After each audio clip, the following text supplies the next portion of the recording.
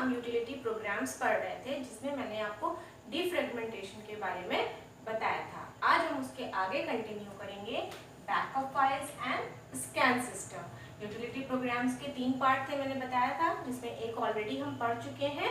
आज हम बाकी दो के बारे में पढ़ेंगे, backup files and scan system. जैसा कि आपको नाम से ही थोड़ा थोड़ा समझ में आ रहा होगा, लेकिन फिर भी हम आपके चैप्टर को रीड करते हुए इसे एक्सप्लेन करेंगे, जिससे कि आपको ये चीज अच्छे से क्लियर हो जाए। Utility program backup file. It is always good to have a backup. Keep copies of your files on another drive in case sometimes happens to the originals. Follow the given steps to set up your backup. Backup क्या होता है कि जब कोई भी काम यानी कि कोई भी चीज, कोई भी फाइल, कोई भी फोल्डर आपने कहीं पे और भी सेव कर रखा है, आपने ओरिजिनल पोजीशन के अलावा भी कहीं और उसको सिक्योर कर रखा है। मान लीजिए किसी रीजन से आपके मोबाइल का डेटा उड़ गया या आपके कंप्यूटर का डेटा उड़ गया, तो आप कहेंगे अरे मेरे इतने इंपॉर्टेंट फाइल्स थे, इतनी इंपॉर्टेंट चीजें थी, सब डिलीट हो गई। तो क्या करेंगे? तो आप क्या करेंगे? उसका बैकअप लेके रखेंगे। बैकअप लेके रखने से क्या होगा कि अगर किसी रीजन से मोबाइल का डेटा या आपके पीसी का डेटा उड़ जाता है, यानी कि डिलीट हो जाता है, तो आप उस बैकअप फाइल से उसको रिकवर भी कर सकते हैं। Select the start button and select setting. सबसे पहले स्टार्ट बटन पे क्लिक करेंगे और सेटिंग्स पे जाएंगे।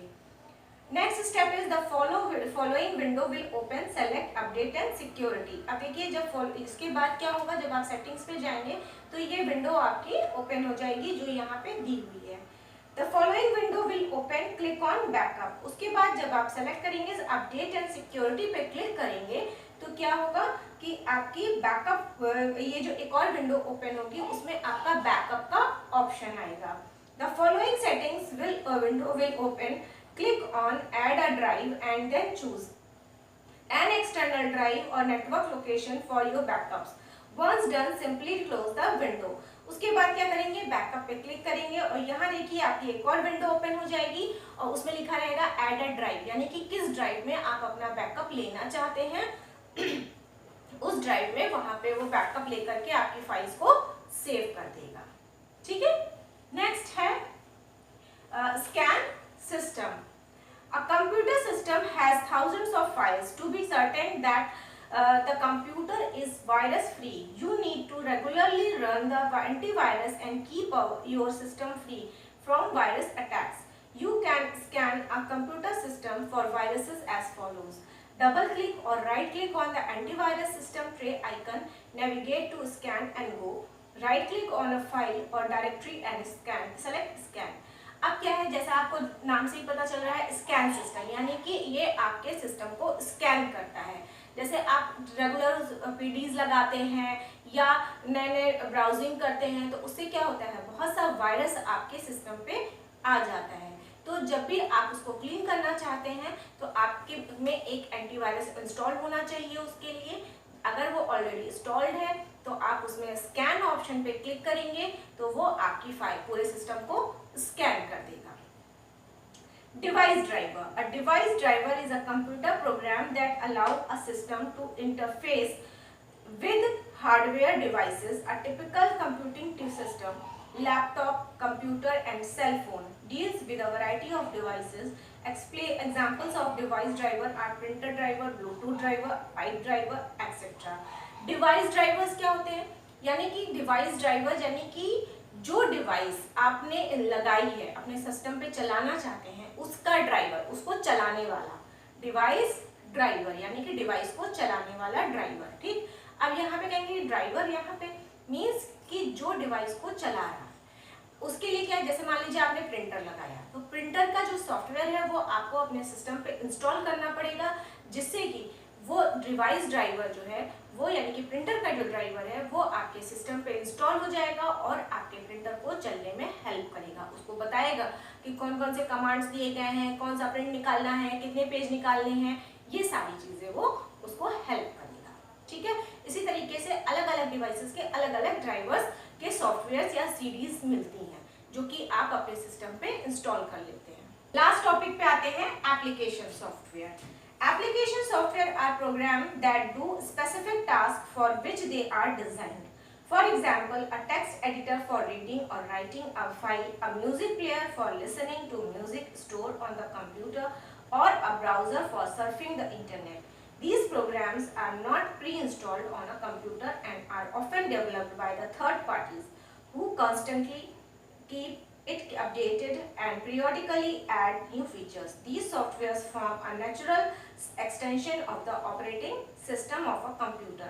There are two types of application software: general purpose application software and function specific application software.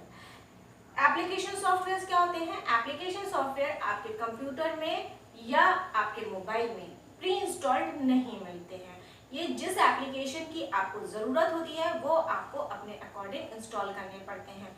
इसका एक सीधा सा एग्जांपल हम आपको बताएं, जैसे जब आपकी गूगल मीट होती है तो आप गूगल मीट इंस्टॉल कर लेते हैं, आपको व्हाट्सएप की ज़रूरत होती है तो आप व्हाट्सएप इंस्टॉल कर लेते हैं, आपको जूम की ज़रूरत होती है तो आप जूम इंस्टॉल कर लेते हैं। लेकिन अगर आप चाहें कि जो चीज़ें आप ये सारी चीज़ आपको मोबाइल में इंस्टॉल करके मिले तो आपको लगेगा अरे ये सब, अगर और मान लीजिए ऑनलाइन क्लासेस नहीं चल रही हैं तो लगेगा क्या फालतू के एप्लीकेशंस डाल करके दे दी हैं, पूरी स्टोरेज फुल हो गई है। तो इसलिए कुछ मोबाइल कंपनीज क्या करती हैं, या आप कह लीजिए कि मोबाइल सेंटर्स वाले इंस्टॉल करके दे देते हैं, लेकिन ये आपकी अलग से होती, कंपनी इसको इंस्टॉल करके नहीं देती है। इसी तरीके से कंप्यूटर में भी होता है कि जो सॉफ्टवेयर्स की एप्लीकेशन सॉफ्टवेयर्स की आपको ज़रूरत है वो आपको इंस्टॉल करने पड़ते हैं, चाहे आप नेट के थ्रू इंस्टॉल करिए और चाहे आप सीडी, पेन ड्राइव या किसी और से लेकर के इंस्टॉल कर लीजिए। ठीक है, ये दो तरह के होते हैं, general purpose application software and function specific application software.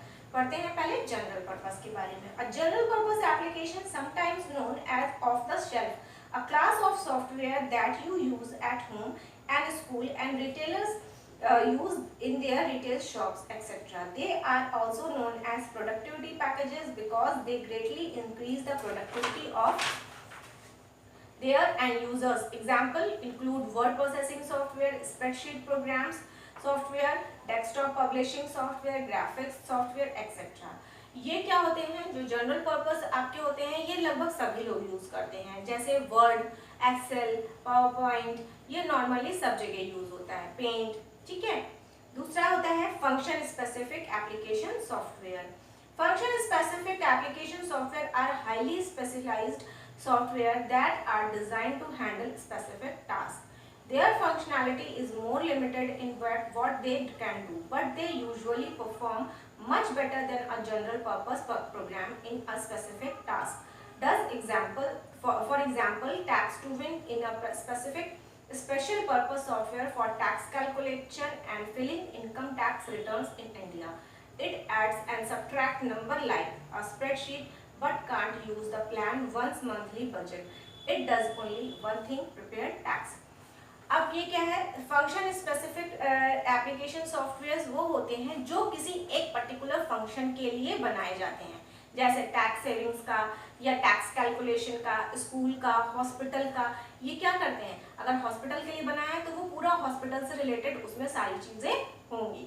School के लिए बना है तो स्कूल से रिलेटेड सारी चीज़ें उसमें होंगी, fees, admission form, examination form, personal detail बच्चे की, टीसी, ये सारी चीज़ें। ठीक है, और इसी तरह से टैक्स के लिए जो बनता है तो उसमें टैक्स कैलकुलेशंस होते हैं। तो जो आपके फंक्शन स्पेसिफिक एप्लीकेशंस होते हैं वो एक तरीके से देखा जाए तो एप्लीकेशन ये जनरल पर्पस से ज़्यादा अच्छे से वर्क करते हैं, लेकिन ये एक सेलेक्टेड चीज़ के लिए ही बने होते हैं। ये सारे काम नहीं कर सकते और हर जगह इनको यूज़ नहीं किया जा सकता है, और हर व्यक्ति इसको यूज़ नहीं करता, जिसके काम का है वही करेगा। जैसे स्कूल का सॉफ्टवेयर हॉस्पिटल वाले नहीं यूज़ कर सकते, हॉस्पिटल का सॉफ्टवेयर बैंक वाले यूज़ नहीं कर सकते, है ना? तो वो एक स्पेसिफिक पर्पस के लिए बना हुआ है। Okay students, that's all for today, bye bye.